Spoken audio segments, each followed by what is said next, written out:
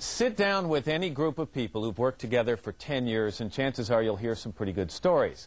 So imagine what the cast of Friends has to say. We got together with all of them on the show's set, Stage 24 at Warner Brothers Studios. We talked about that first fateful meeting and the bittersweet moment when they'll say goodbye.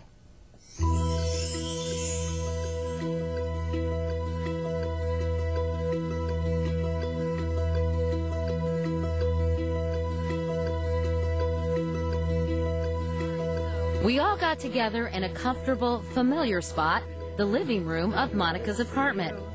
Through the Today Show, Matt and I have charted the cast and their careers from the very beginning.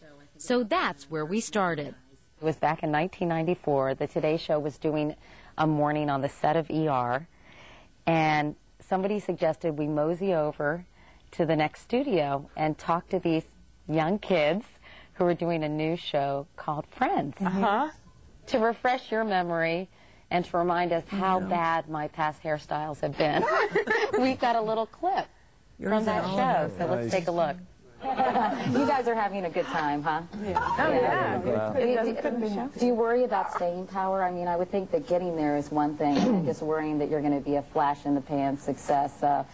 Is that something that concerns you, or are you just sort of enjoying things as they are right now? Enjoying things, absolutely, but the work is important. You can't sort of get lazy and sort of sit back and say, hey, we're a hit, we're going to be fine. You got to keep up the momentum. The momentum and keep up the goods. Anybody? Yeah, exactly. That's key. Anybody going to get together, like romantically? Oh, right. I'll talk to you during the commercial. Oh, you and me? Yeah. Anyway. Wow. How bizarre was that? Slightly disturbing. I mean, her hair. Isn't that weird? I know, man. It was weird. Can we move on? But when you look back at that, what goes through your mind, Matt? Your hair. All my hair, actually. Oh, jeez. Crazy hair. Let's talk about first day together. All right, you all come together, first time. Was it a table read? Was that the first time you all saw each other? Well, I remember meeting Jennifer and at the before the table read. We met at the when you read for the network. With Maddie.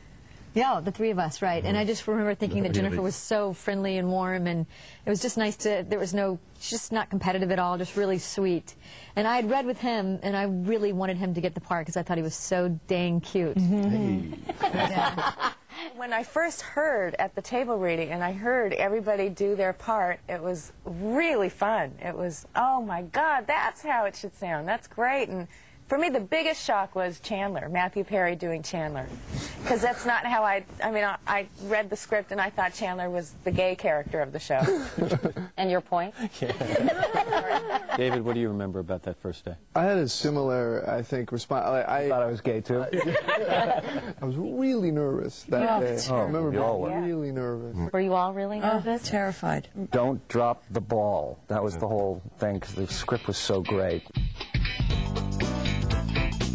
They didn't drop the ball. Friends was an instant hit, and the young cast became real friends, on and off stage. Soon they bonded even more when they agreed to negotiate their contracts with the studio together as a group, a TV first. Not having that hanging over our heads that, oh, so-and-so is getting paid that much more than I am. I don't think we're the type, anyway, that would resent. But, you know, you never know. And so I think absolutely that did help. A lot has been made over the years, and you've said it a bunch of times, that if during the course of the run of the show, if one of you had said enough, that probably would have spelled the end of the show. In year 5, if Matthew had come, Courtney, and said, you know what, folks, I've got another priority. I'm going to go off. Do you really think the show would have come to an end? No. No. Sorry to answer for you. No, Matthew, what did you say? He said no. Did you win? Volunteered that she wouldn't care if I was on the show. But you would have gone on, wouldn't you have? Well, I think that, to tell you the truth, they made it kind of clear that they would do the show with 4 of us and not all 6. I think I remember hearing that during negotiations and stuff. And I don't know if I guess that's just the truth. They could have done it with 4 friends. But they stuck together in talks with the studio. Their salaries grew from a reported $22,000 an episode in the first season to $1 million an episode this year. No matter what the paycheck, they did 236 shows over 10 seasons. We all have our favorites, The cast does too. Maybe it's like trying to pick the best meal you ever had, and maybe it's too hard to do. But does one episode stand out for you all? Lisa, you're at least saying yes. Yeah, I have one. Good. I'm happy that I can remember one.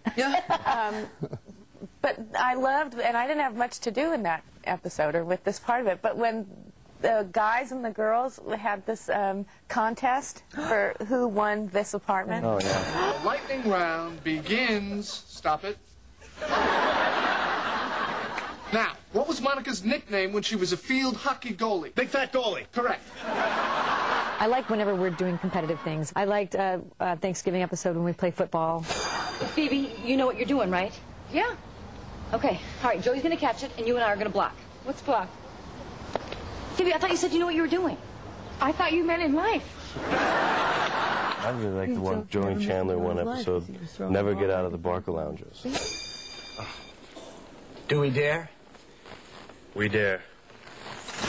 Oh. And remember in the beginning of that week, we were both like, we're reading it going, so we're in the chair the whole show? Are you crazy? That's our story? What? You know? These guys are talking about, like, love and stuff, and we're like, so we're in the chairs. You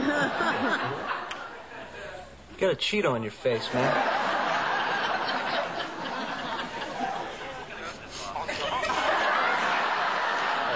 I like the episodes when it's all 6 of us in a room pretty much together. And one that comes to mind is the one with all the poker. Okay, so at this point the deal is... All right, you know, we got it. Let's play for real, all right? High stakes, big bucks. Now, you sure Phoebe just threw away 2 jacks because they didn't look happy? The one that always stands out for me, because it was the moment that I realized that sort of magic was occurring here, and it was like the 6th episode we did or something. It was called the one with the blackout. I'll go. Okay. Okay, senior year of college on a pool table. Ooh, that's my sister. Okay. My weirdest place would have to be the women's room on the 2nd floor of the New York City Public Library. Oh, my God. What were you doing in a library? And Phoebes, what about you? Oh, Milwaukee. It's just, wow, this is magic. This is actually really what we all set out to try to do. And that's the first time I had that feeling. That feeling continued for 10 seasons, but now it's coming to an end, and the cast has to deal with moving on, yet somehow staying friends. As you head to that last night, Matt, what's going to be going through your mind? Oh, well, first of all, it's impossible to really be able to tell you, because I've never experienced anything like this. Are you worried about not seeing everybody? Because no matter how many times you say to people, we'll stay in touch and we'll be together and we'll spend time, we'll schedule dinners, it's just going to be probably logistically really difficult. And Courtney, what will you do to stay in touch with everybody? Assuming we want to. Now the truth comes out. I mean, I know I'll see the girls. I think we make more of an effort as far as to see each other. Over the summer, Lisa comes to the beach with her son, and I hang out with Jennifer. I think that'll be easier. It's just they seem to travel a lot, the boys. I don't know how. We hang out though because we live pretty close and we double date. You two, I don't know. How are you going to keep up with you two? I'll tell you what David and I are going to do. You're going to be going to the beach together. Yeah. All great sitcoms are usually about one big theme. MASH was about war. Seinfeld was about, well, nothing. For Friends, we read from something the cast had never seen before. That original pitch, written by the show's creators back in 1993.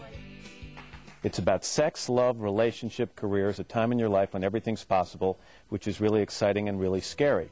It's about searching for love and commitment and security and a fear of love and commitment and security. It's about friendship because when you're young and single in the city, your friends are your family. That's great. And that's what I was going to say. I'd have bought that. Audiences bought it too, very happily. And for a decade, these friends have been like family. Goodbye, baby. I hope your heart's not broken. Don't forget me.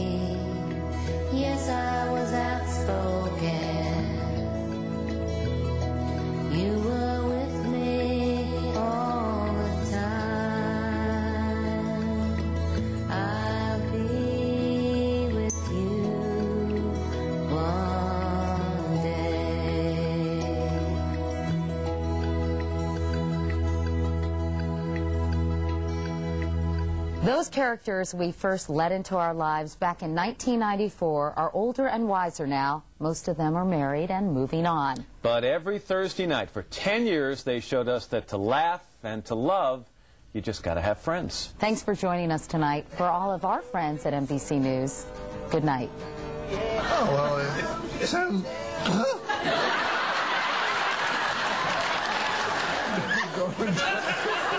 You can see more outtakes on the latest releases of Friends on DVD.